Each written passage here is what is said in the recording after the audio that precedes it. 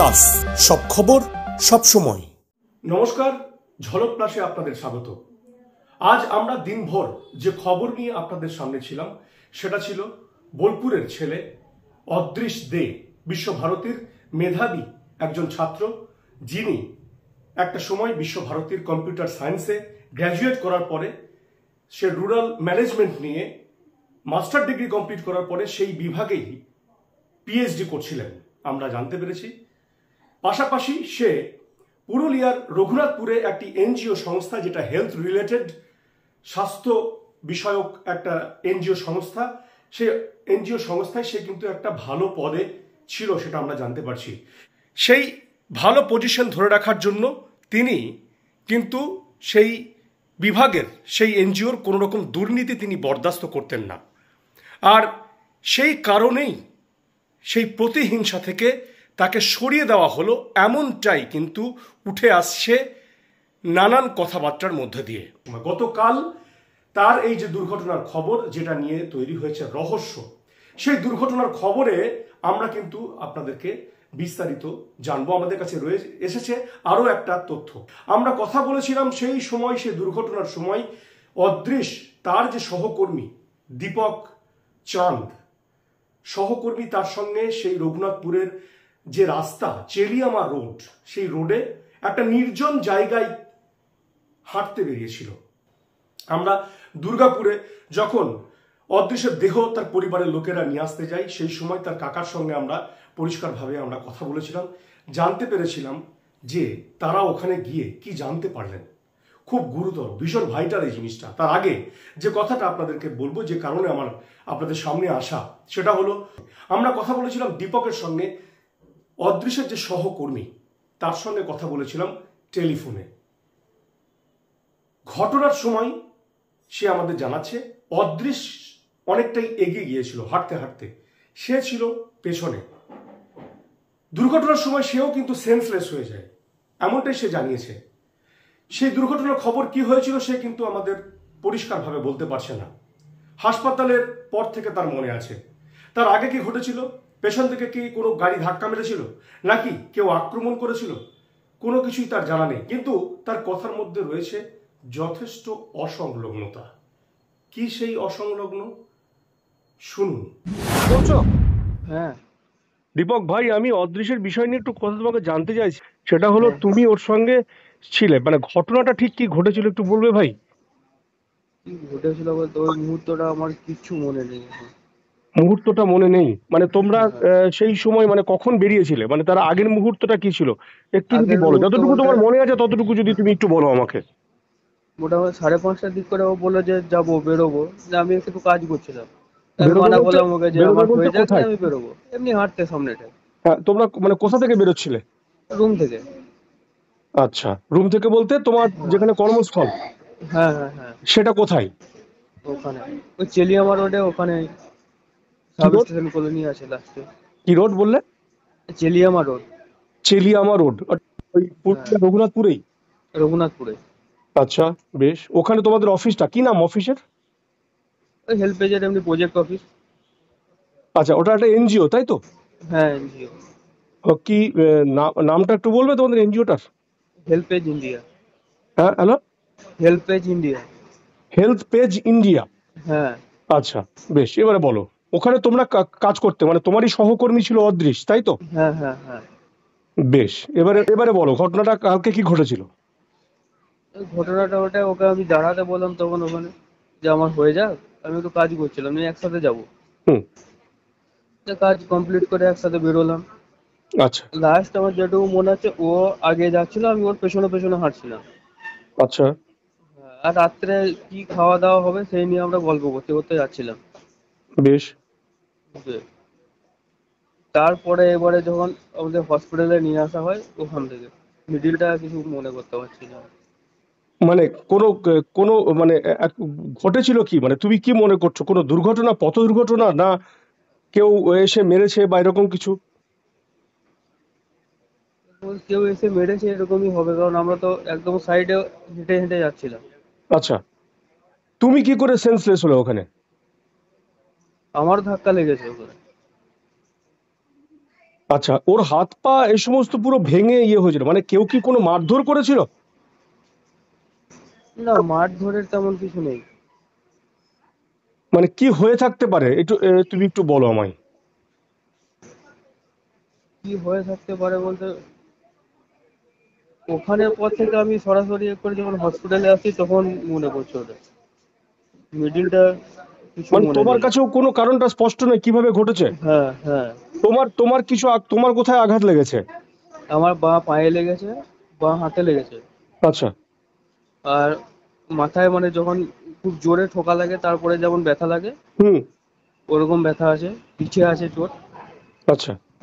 ডান সাইডে পেছনটায় ওখানটা ব্যথা লাগছে, ডান হাতে একটু আছে।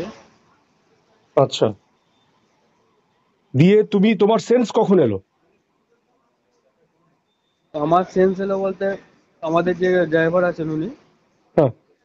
ওনাকে নাকি আমি ফোন করেছিলাম, আচ্ছা। কিন্তু ওই জিনিসগুলো আমার এখনো মনে করতে পারছি না। তো তখন ফোন করেছিলাম, আমাদের কিভাবে নিয়ে গেছে হসপিটালে। হুম। আচ্ছা, তো তোমাদেরকে উদ্ধার করেছে কারা? উদ্ধার করেছে ওখানে, মানে আমাদের যে অ্যাম্বুলেন্সের ড্রাইভার আছে চন্দন শীল, হ্যাঁ। ওকে ফোন করেছিলাম আমি।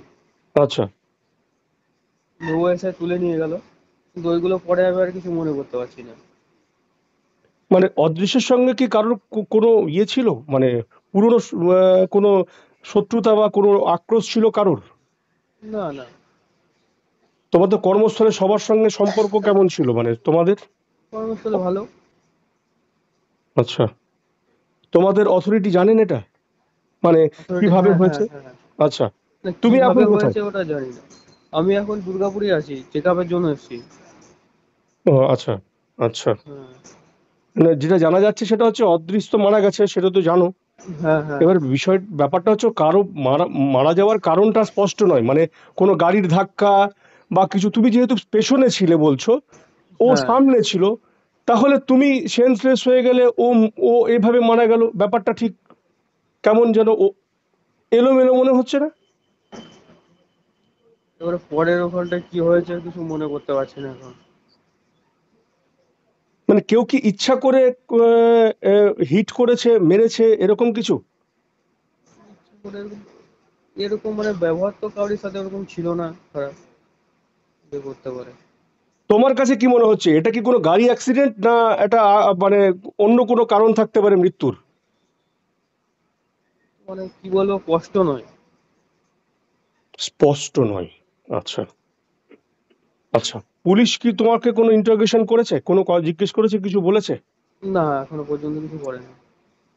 হুম। ঠিক আছে, তোমার পুরো নামটা বলবে ভাই? দীপক চাঁদ। দীপক চাঁদ। হ্যাঁ। আচ্ছা, তোমার বাড়ি এমনি কোথায়? বাড়ি আমার কোটা, জয়দেব থেকে একটু যেতে হবে ভেতরে, 7 কিলোমিটার দূরে। কোটা সিরসা, দুবরাজপুর। জয়দেবের কোটা? হ্যাঁ, হ্যাঁ। আমাদের দুবরাজপুর থানা পড়ছে। দুবরাজপুর থানা। তুমিও কর্মসূত্রে ওখানে একই জায়গাতে হ্যাঁ, অফিসের হ্যাঁ, সঙ্গে হ্যাঁ। কাজ করতে, তাই তো? হ্যাঁ, হ্যাঁ। আচ্ছা, তোমাদের কাজটা কি ছিল?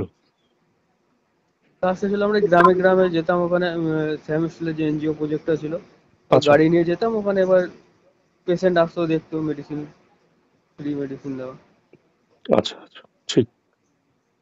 ঠিক আছে ভাই, আমি হ্যাঁ, তুমি সুস্থ হও, বিস্তারিত পরে আবার প্রয়োজন হলে তোমাকে আমি কথা বলবো, হ্যাঁ? হ্যাঁ, অবশ্যই ফোন করবেন আমাকে, ওকে। কিছু অসুবিধা ওকে। হলে। হ্যাঁ। ওকে। ওকে। আপনারা শুনলেন দীপক চাঁদের কথা। এরপর আমরা শোনাব, যখন অদৃশ্যের দুর্ঘটনার খবর পেয়ে তার বাবা মা কাকারা যখন হাসপাতালে যায়, মিশন হাসপাতালের এক্স-রে রিপোর্ট কি ছিল, কি দেখেছিল এবং কিসের ভিত্তিতে তারা এই অভিযোগ তুলছে যে অদৃশ্যকে মেরে দেওয়া হয়েছে, এটা একটা পরিকল্পিত খুন, মার্ডার, যেটা আগে থেকেই তৈরি ছিল। চলুন শুনবো কি বলছেন অদৃশ্যের কাকা।